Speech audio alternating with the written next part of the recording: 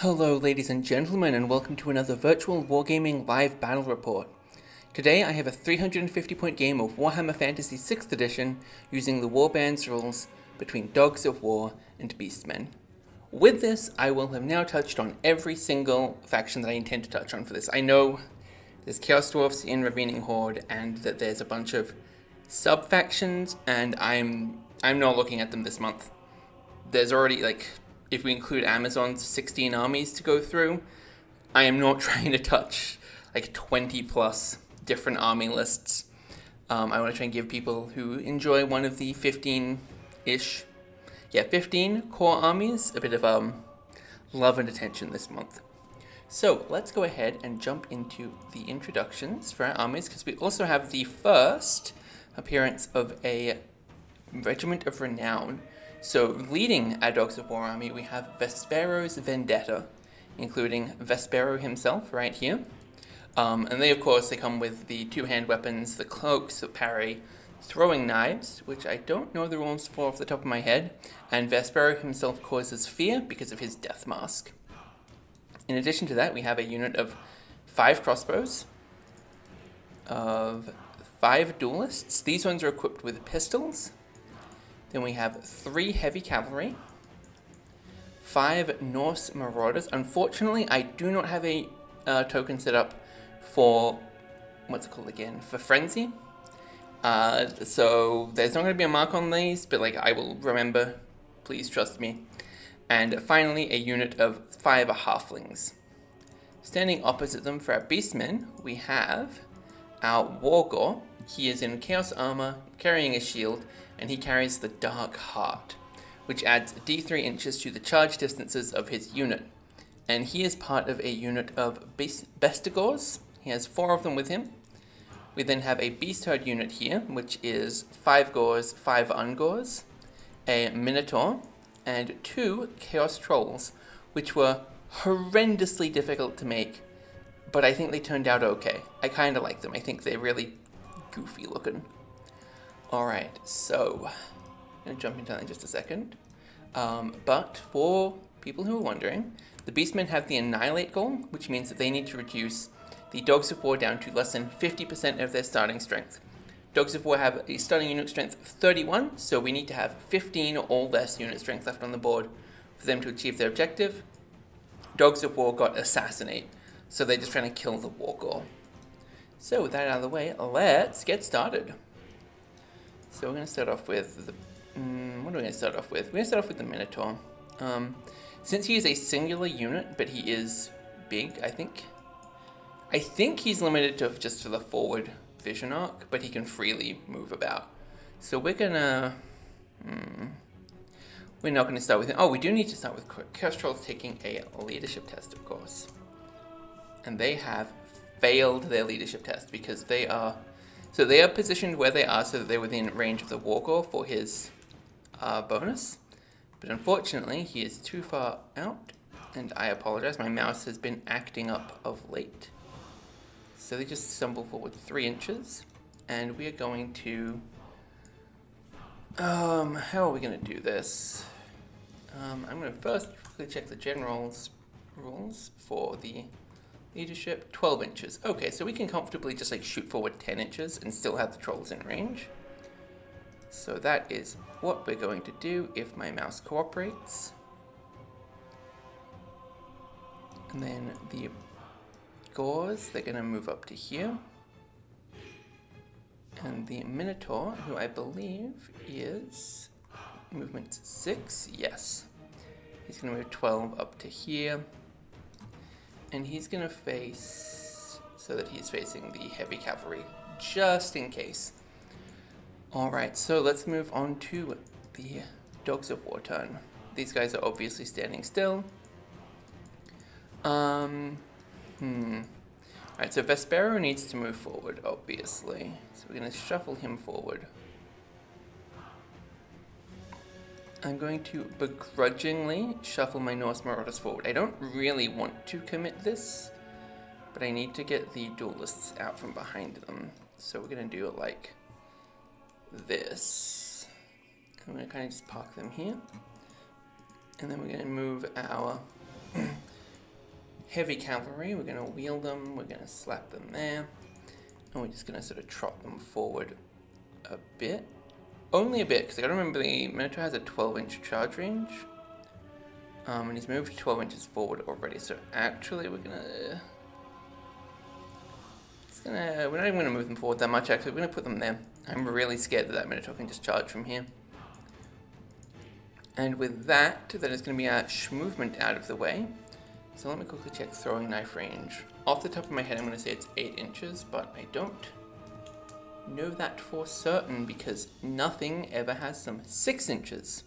So we're going to try and throw our throwing knives at these bestigors. We're probably not going to hit, but yeah, no, we're out of range. And unfortunately, that does tell me that they are within a charge distance, but that's okay. Duelists are going to fire at the Minotaur. They are 10 inches away, so they don't hit.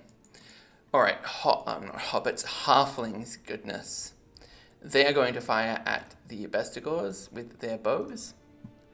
So that is going to be, with 5 models or less, the Wargore could be hit, actually. So we're going to roll this individually.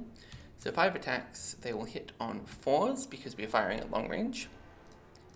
2 successes. Oh, I didn't touch on the battlefield, did I? I don't think there's anything that needs to be highlighted. This is just cover for ranged fire. It doesn't impact movement at all. But everything else has appeared already in a battle report before, so I don't need to explain it, hopefully. So on a 5, it'll hit the Wargore. Everything else, nope, okay.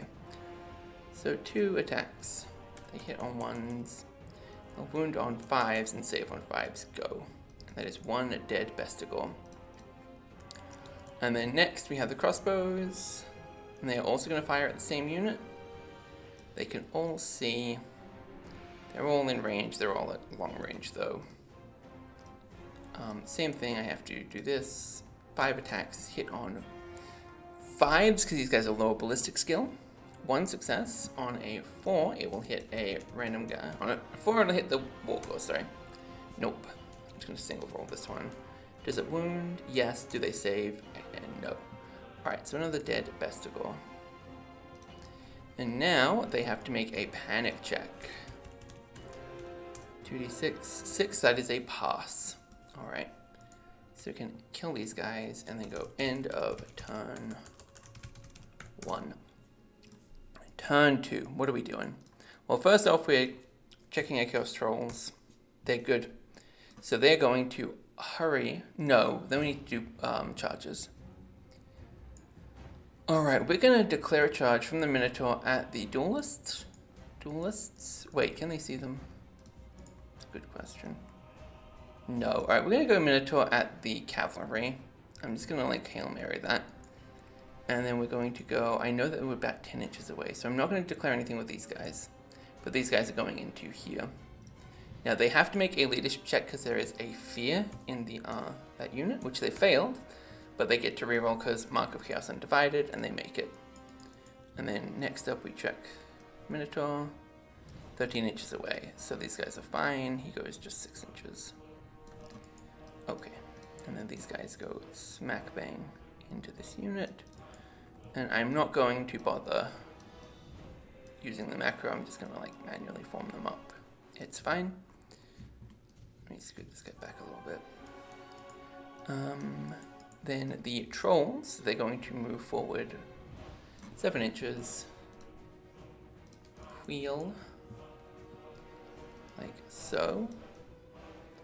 0.8 inches. That's about 7.8. And then they can go a little bit further forward.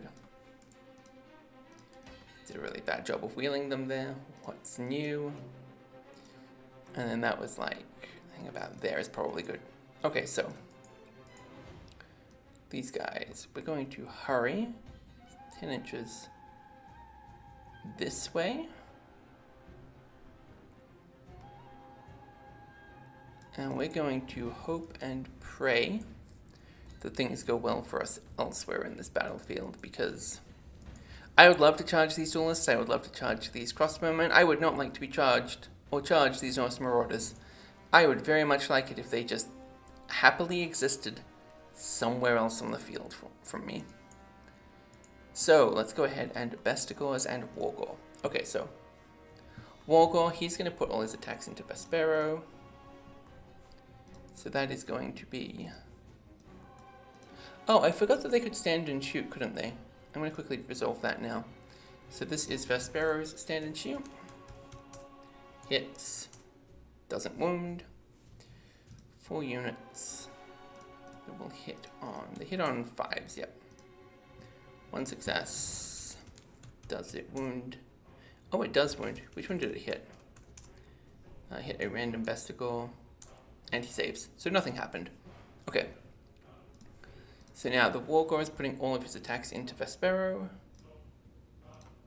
There's potential for overkill, but that's fine. I would rather there be overkill than no kill. 4s to hit. And this is toughness 4 versus probably strength 4 off the top of my head. Yep. Strength 4. He has 2 hand weapons actually, so he gets an extra attack. No? Does he? No, he doesn't. He has a shield, doesn't he? I said shield. What am I saying? I have made a mistake on my notes. That's what I'm saying. 4s to wound, and then he would normally save on 6s, so he saves on 7s. Go. 2 wounds. That is a dead Vespero. Oof. You run a single cool guy one time and he dies immediately. Always the way, isn't it? I don't know why I'm being salty about something when I'm also benefiting from it and it's kind of essential for this game. Yep, so 2 dead. Duelists. Okay, so the other 2 duelists fight back. I'm gonna say, because I would probably get to pick, that I'm going to have 4 attacks going into the Wargor. So we'll hit on 4s, we'll wound on 5s, he will save on... No, I want to put them into the Bestigors. So 2, nothing. Sag. Okay, so beaten by 3, 4... Big leadership test necessary here. 5, that's going to fail. So these guys are going to flee 8 inches and be pursued 9. Alright, so they're gone. And then 9 inches actually takes them into these guys. Oof. And then the only thing that could be panicked is the Norse Marauders, because I know that these guys wouldn't, because they were 7 inches. No, they were 7 inches away, so nothing is panicked this turn. And that brings us into the Dogs of War turn. Okay, so we're going to go Knights. I'm going to charge the Minotaur. And that is, I think, going to be my only charge this turn. Do I want to charge the duel? No, because I want shots with my crossbowmen into the Ungors to try and soften this unit up. And I want the same from the duelists. So I'm going to try and charge the Minotaur. That's a fail, so they just stand there. And then the Norse Marauders are going to hard wheel this way. Let me adjust correctly. 2.4. And then they're going to go like 1.7 forward. And so either next turn they're charging the Chaos Trolls, or the Chaos Trolls pass their leadership, which I think is doubtful. I don't know what that range is yet. We'll find out in a minute. But if they pass it, then they can try and charge these guys. If not, rest in pepperonis. Okay, so let's start off with the crossbowmen. They're going to shoot at the Ungors first. We're doing crossbowmen, then duelists, because duelists should have a better chance of wounding. It doesn't actually matter, does it? We'll do duelists first. Okay, so 5 attacks. They will hit on 5. Goodness, they'll hit on 5s. And the reason they're hitting on 5s is because it's a skirmishing unit. They'll wound on 3s because they're shooting at the weaker Ungors, and the Ungors don't have any armor, so 7s. And that's 3 2s to wound. That tracks. Same thing for the crossbows. A single dead Ungor. That is very unfortunate. Okay, now let's get over here. So we have 3 attacks. They're going to hit on 3s because these guys have leadership 2. Weapon skill 2 and strength 2, so toughness 2. So these guys are like, they're not going to have a good time. I can tell you that much. Which is unfortunate. I put so much effort into making them look kind of hobbity because I have so many good memories of the Lord of the Rings Mesbeg game. That's a Middle-earth strategy battle game, for those of you not familiar with the stupid way that I say it. And I don't know, I collected it as a kid, and I really enjoyed it. And unfortunately, I cannot enjoy it today, because it's just not the same. I don't know. Alright, and then it's gonna, so, I'm getting very off tangent, my apologies. Halflings attacking back. They've got 3 attacks. If they hit on 4s, they'll wound on 6s because they're strength 2 going into toughness 4, and they'll save on 5s because of heavy armor. Nothing. Which is about what I expected. And then they're going to make a leadership check. They are not outnumbered. They've lost by 2, and they are leadership 8 for some reason. So actually they hold. That's really impressive. So that is the end of the Dogs of War turn 2. End of turn 2. Now that brings us to turn 3. We're going to check off... Yep, okay, so they're in range. Let's see if they pass. They still don't pass, actually, because this is only leadership 7 from the Wargore. So these guys just stumble forward 3 inches, where they basically have to be charged by the Norse Marauders. The Minotaur is going to charge the Knights. The Gauls are going to charge the Duelists. They are too close to be able to stand and shoot. And we're going to check the Knights' leadership. They get an 8, a 9, but they outnumber the Minotaur. So they stand and take it. They just have a harder time hitting him, which is very unfortunate because they needed all the advantages they can get. And then these guys charge in. Unit 3 forms ranks 5 wide. A fool I am, I forgot to set them up correctly to be able to form ranks. They form ranks 5 wide. Unit 1 forms ranks 4 wide. Yep, like that. No, actually, they would form ranks to maximize, which I think would actually be 6. Whoops. 6 wide, like that. 5 wide is the correct number. I will get to the correct number eventually. There we go, and then I need to just sort of shuffle these guys back and around because I forgot how they got put into the game. I should remember this for next time. Alright, so that is all about movement. There is no shooting, so let's get to the combat, and let's start over here. Minotaur hitting the heavy cavalry. So a Minotaur is... Where is my notes? Weapon skill 4, so same as the Knights. So he'll hit on 4s. He has strength 4, so he'll wound on 3s. So he has a 2-up save, so 3-up saves. It's 3 attacks. And he actually gets one of them. That's really impressive. The Knights attack back. They have the same chances to hit as their horses, so we're just going to roll it all together, and they get 1 wound in return. Alright, so then here we have the Gauls and the Ungors. Ungors can't attack because they charged this turn, so they don't get spear attacks. But the Gauls will get to attack. 5 attacks. They'll hit on 4s because they have weapon skill. 4 versus 4. They are only strength 3, so they'll hit on 4s. But the Duelists have no armor, so they'll save on 7s. Nothing.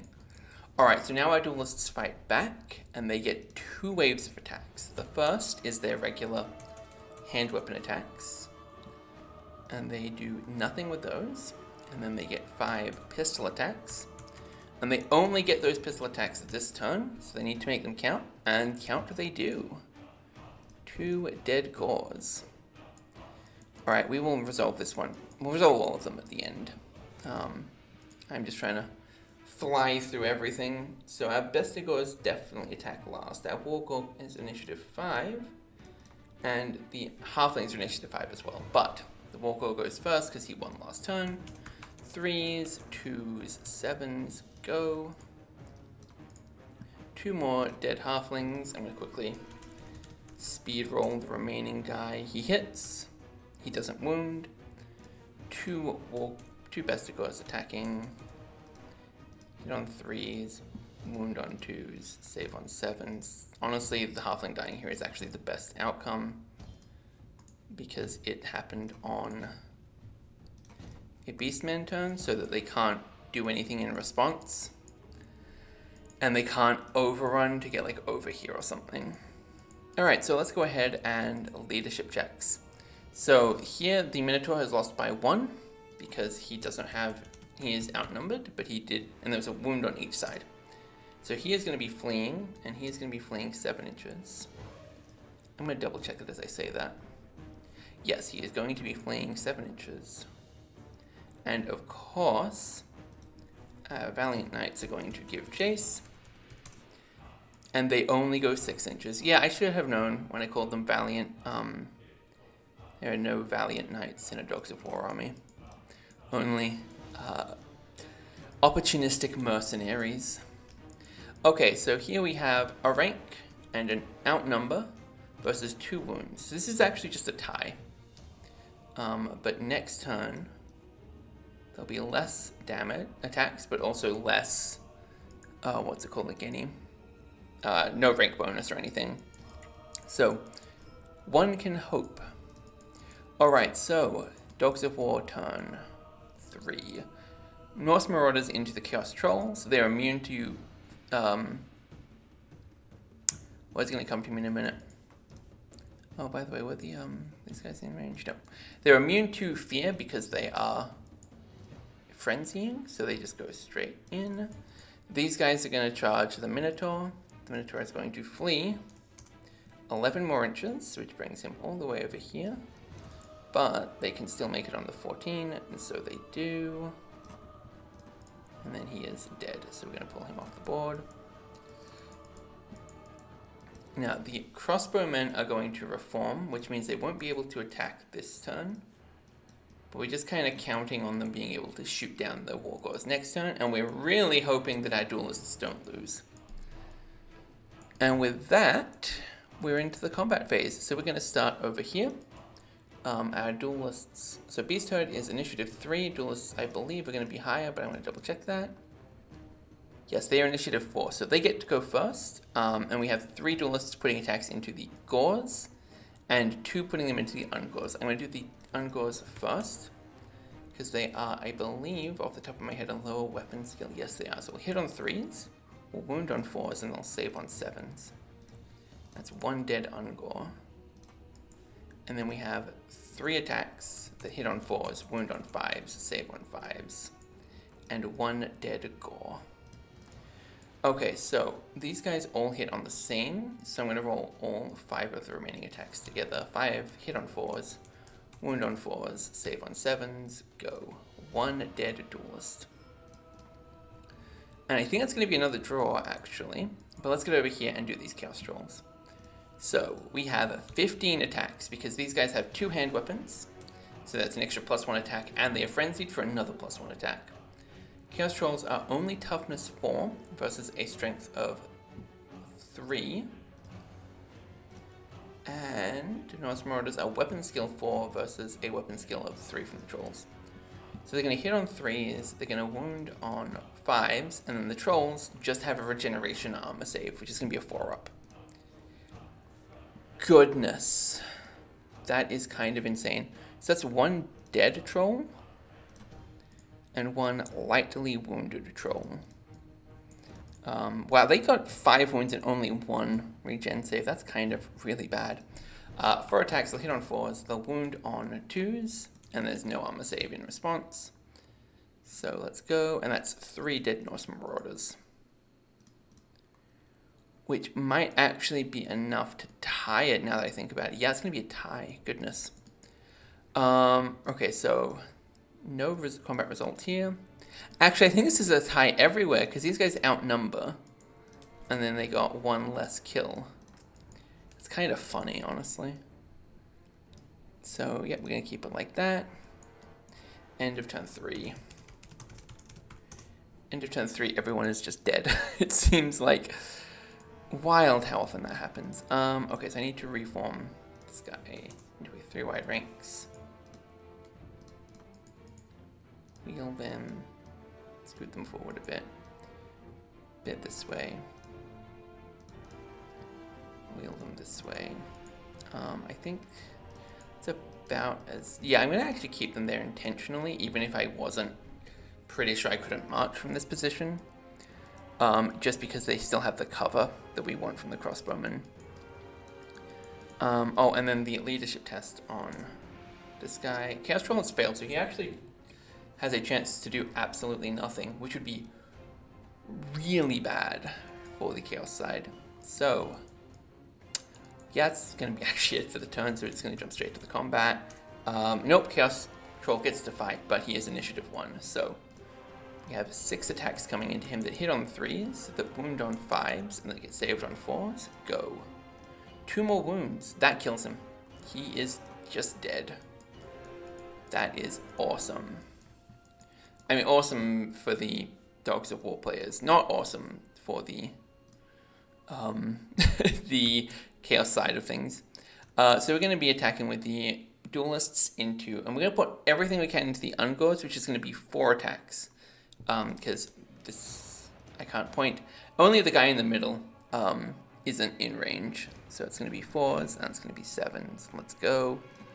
1 dead Ungor. And then I'm just going to slow roll the other guy. Hitting the Gore. It's a hit. It's not a wound, he's too tough. Okay, so these 4 guys attack back. 4 attacks, hit on 4s, wound on 4s, save on 7s. Go. Nothing. Alright, that's going to be a victory for the Duelists there. And then we're going to make our leadership tests. 10. So they go fleeing 7 inches and get pursued 5. And this is actually really bad to happen on the turn that it did, because it means that the Beastmen will automatically just like get charged again and not get a rally before then.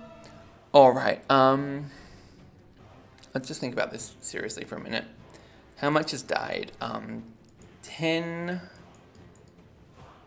11, 13, okay, 13, 14, 15, 16. Okay, so at this point in time, the Beastmen have achieved their objective. So there's absolutely no reason to like be conservative with what the Dogs of War do. So, charges from Duelists into the Gores. How far do the... Whoops. Didn't mean to do that. 6 inches for the Gores to flee. Now it is going to be 8 inch. No. Is that... Do I consider that in range? The answer is... Yes, I do. Alright, so these guys are dead. And then the Knights are going to... how do we want to move the Knights? The Marauders are going to just about face, and then they're going to move 3 inches this way. So that they can get a charge off next turn, because I don't need to preserve them. I mean, I should probably preserve them, actually. They are worth victory points, but also, like, yeah, whatever. We want to kill things. I'm going to just turn the Knights directly around, and then they have 7 inches, which lost 1/4 of it.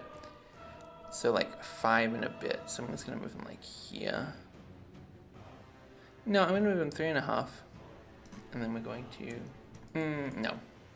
Nope, I don't like this. We're going to just reform them, is what we're going to do. We have only, like, 2 turns left. So we're just going to reform and try and get them over there for turn 6 to do something, assuming it even matters. Then finally shooting. How far away are we? 9 inches. Fantastic. That's short range, but it is into the thickets, so it's still going to hit on 5s. With only 1 success. Let's see if it hits the leader. It doesn't. And it doesn't wound. Okay, so that's unfortunate. And now that brings us to end of turn 4. The Wargore is going to charge the crossbowmen. They're going to stand and shoot. Again, they hit on 5s. Actually, they hit on 6s because they're in cover, don't they? But we still got one hit. It hits the champion this time. It wounds him. Does he save? He doesn't save. That is actually a huge development. And then they get in with the crossbows.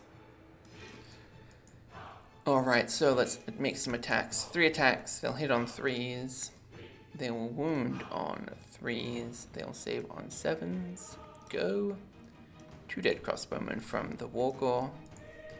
And then the 2 accompanying Bestigors will hit on 3s, wound on 2s, save on 7s, because they have great weapons. Another 2 dead crossbowmen. Okay, so the last guy, we're going to risk it all. We're going to go for the Wargore with him. So d6, that's a hit. That's not a wound. Alright. And then we're going to make our fear check. 9. Nah, he's not making it. So he is going to flee 6 inches, get chased 5. He's going to go like here. Oh, that's really bad, actually, but I think that's like the correct interpretation of the situation. And then from there, alright. Dogs of War, 14 inches for the knights. This guy can't rally, so he just flees 5 inches this way. Norse Marauders, 8 inches forward. Duelists 8 inches this way. And yeah, the writing's on the wall at this point that the beastmen would just like charge this guy down, and then nothing can charge them on the next turn. So I'm going to go ahead and call it there, and we're going to do some quick victory point calculations for those of you who wish to know how much everyone scored. So this is 97 points for the Wargore, but it is halved, obviously, because he survived. 55 points for the Beast Herd. 24 for half-strengthing the the Bestigor Herd. 110 for the Chaos Trolls, and 40 for the Minotaur. So that is 277.5 victory points for Dogs of War.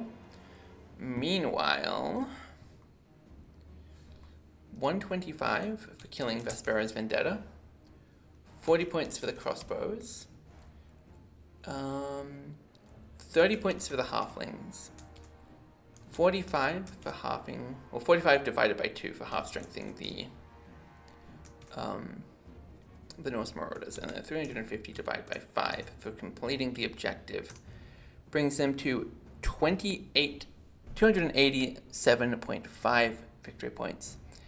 That's actually way closer than it feels like it should be when you look at the amount of models still on the board. Like, I feel like this should be a Dogs of War victory, but that objective alone really pushes that over, because that is worth like 50 points, I think? No. I shouldn't do math while I'm recording. Everyone knows that. Yeah, it's 70 points. Like, that does make the big difference. Now, obviously, because this is a Warbands game, this is technically a draw. It is not a Beastman victory, because little margins of victory like this don't really count for much. You do need, for the size of this game, at least 50 points to call it a victory. Which I think it happens quite often, actually, that you end up with draws in this game, in general in Warhammer. It's just very easy to happen. And personally, I feel like it's a little dissatisfying. I want to call this one a Beastman victory just because they had some extra points. Anyway, I apologize that tonight was very rambly. I'm a little rusty, honestly. I took a week off while I was reading from doing any recording. Well, not a full week, but like half a week. And so I am not quite as in the zone as I have been. But, with that said, there will be another game tomorrow. It is going to be another Little Lords game. We are bringing Empire versus Vampire counts, and I'm trying out going a little less hard on the hero. So there's just going to be an elect account on foot with a Rune Fang versus a Vampire Lord. So one side going relatively light on the hero, only 195 points. The other one going basically all in at like 400 something. And hopefully it's going to make for an interesting game. Also, I'm changing victory conditions so that you don't score the huge sum of points for killing a hero. So you score the adjusted points, so it'll be like 39 victory points for killing the elect account. And my fingers are crossed that will make the game not behave like it did last time, where it was just like the hero tries to avoid getting into any fights that are disadvantageous to them, because if they die, the entire game is immediately lost. And again, we shall see how it pans out. So if you want to see how that goes, tune in tomorrow, like, comment, subscribe, all that fun stuff. And until then, boy.